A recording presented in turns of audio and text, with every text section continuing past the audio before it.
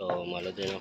Dahil ang ginagawa na natin dito ay baklas kabit, no? Tatanggalin natin itong yung lumang yero at papalitan natin ng bago. So ayan, may mga pinalitan na kami dyan, pagkabit na kami dyan ng 5. So hindi natin to tinanggal lahat itong mga luma na to dahil napakahalaga na kung alin lang yung kaya nyong palitan, yun lang ang dapat nyong baklasin, no? O dahil kung may mahalagang bagay na nasa ilalim nito, ayan ang iningatan natin na pag inabot tayo ng ulan ay mabasa, maperwisyo, no? Kagaya nito. So ang housing ito ng mga K9, no? Sana pagkakin nito hanggang dulo. O, napakahaba nitong housing ng mga aso, no? At ang bawat aso dito ay nagkakahalaga ng 100,000 ang bawat isa. O, kaya napakahalaga na ingatan natin na kung ano lang yung kaya natin ay yun lang ang tatanggalin para hindi tayo makapinsala, no, ang nasa baba. Dahil pag inabot tayo ng ulan at hindi natin na ibalik yan ay tapos na, no. So ganun mga lodi, no. At may mga nakita kasi akong nagpo-post sa sa social media, sa YouTube, na binaklas nila yung bubungan and then inabot sila ng ulan at mukhang tuwang-tuwa pa sila dahil kahit umuulan daw nagyayero sila, no. So which is hindi tama, no. At tayo may sinusunod kasi tayo dito ay natabayaran tayo ng forecast ng panahon, no. Sabi daw mas matas daw ang chance na uulan ngayong hapon, kaya maingat tayo, no, sa kinikilos natin at baka tayo makadisgrasya pa ng mga K9 dyan sa baba. So ito naglagay din kami ng tansi, no. Yun yung pinaka basic dahil walang walang gutter. So kitang kita yan sa baba kung ang paglatag nyo ng yero ay wala sa ayos. Yan, kailangan nyo nang magtansi. So yung banda ron sa dulo ay iba ang nag-umpisa kasi nyan, hindi sila nagtansi, no. Kitang kita yung pagkakaliko ng yero. So siyempre tayo ayaw natin na sundan yung mali na nga yung nasundan natin, gayahin pa natin. So ito, naglagay tayo ng tansi, napaka-importante niyan para hindi tayo mapuna ng nagpapagawa sa atin. So ito, nagdagdag tayo ng dyan. So dapat 5 yero lang ilalagay natin ngayong araw na to, ay medyo gumandang panahon.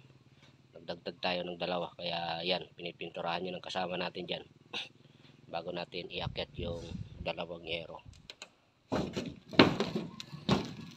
At yan, meron pa kasi tayong palupo na ilalagay dyan, no? Meron pa tayong isang palupo, so pahuli natin yan. Okay mga lodi, no, yun lang ang maipapayo ko sa inyo, no. Huwag basta-basta magtanggal ng bubong, lalo kung lang, no, tanggal kabit. Huwag basta-basta magtatanggal ng hindi nyo kayang palitan, dahil yan kung bahay yan, kung may kisami o biglang umulan, ay siguradong sira yung kisami. Okay, no, sa mga magagaling natin dyan na electrician, no, paalala lang, no, kung magli-layout kayo o maglalagay kayo ng mga wire natin, ay pakiusap lang, no, huwag nyo idaan sa ibabaw ng pamakuan ng yero. So kagaya nito, no, isipin nyo palagi na yung mga magre-repair ay kung paano ang gagawin. So dahil ito hindi tumugma sa bukol, no, marami ditong puro ganito lahat ang ginawa nila, at nagawa natin ng paraan na urong natin, na ipasok natin dito sa may bukol. Ngayon ito ay medyo mahirap, no, dahil nakatukod yung PVC. So gagawin natin dyan, no, putulin natin ng konting ilipat natin dito sa loob para ito ay pumasok dito, no? Paalala lang, no? Huwag nyong gayahin yung mga ganitong diskarte, no? At mahirap na mag-repair nito, no? At ito baka tamaan pa ng thick screw ito, makuryente pa yung nagbububong.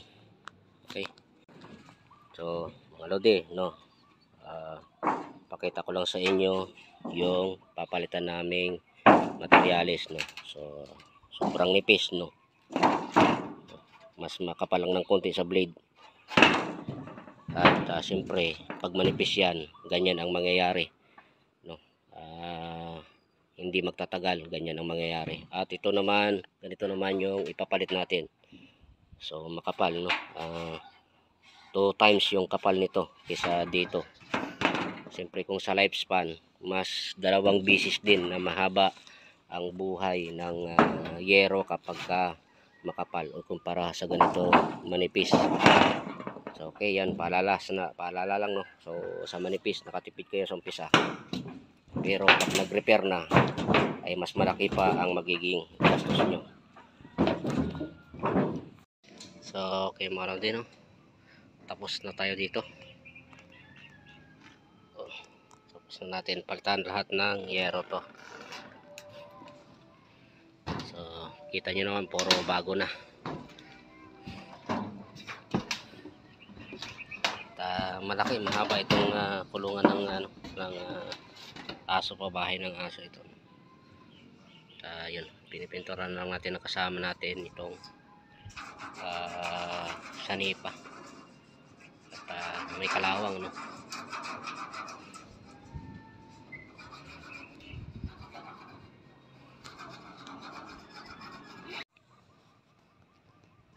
So pagkatapos mga lodi, no, na mapalitan natin ng mga yero ito, siyempre yung mga tinanggal natin ng mga lumang yero, ito na yung kalawang. So, ayan, may mga kalawang yan. So, kasi yung galing doon sa kabila na lumang yero, dito natin dinaan, no, dahil sarado yan doon. So ang gagawin natin dyan ay walisin, walis tambo. O, kailangan maalis yan para hindi na humawa yung kalawang, no, para tumagal yung yero. So isa yan sa mga nangangalawang kaagad dahil mahahawa na siya, no. So, gaya nito, ayan. Yan, pag hindi naalis yan at nababad sa tubig, gaya niyan, no, yan, magiging kalawang na yan. So ayan yung marka na ng kalawang. So dapat natin alisin yan, linisin. So ganun, no, ayusin natin yung trabaho para walang masabi yung ating kliyente, para pagka may ipapagawa tayo pa rin ang tatawagin. So yun yung pinaka the best doon, yung pinababalik-balik tayo dahil nagustuhan yung trabaho, no. At ako naman ay nakailang beses nang bumalik dito. So yung pina-repair dun sa kabila, hindi na pinatuloy, tayo ang pinatuloy sa pagpaparepair dito. Okay mga lodino, so ganun, no. Wag isipin palagi na tapos na ang trabaho ay yun na yun. Kung ano pa yung pwede nating gawin para maging maayos ay gawin natin. So ayan, walisin natin, walisin. Maalis yung mga kalawang na yan.